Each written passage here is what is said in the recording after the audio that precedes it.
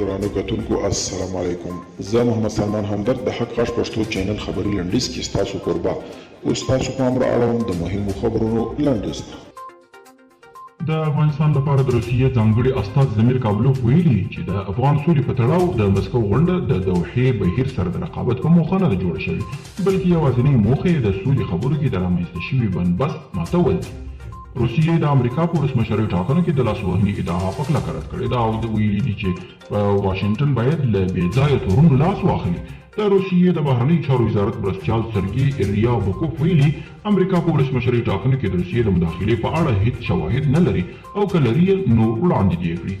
د پاکستان لومړی وزیر عمران خان ویلي چې هیله لري افغانستان ژر تر ژره سولې ته ورسیږي. هغه ویلي خوښ دی چې پاکستان د افغان سولې په برخه کې خپل رول ادا کړی دی او په دغه هیواد کې د جګړې ختمولو لپاره د دوی هڅو تر اوسه پورې ښه پایله ورکړې ده.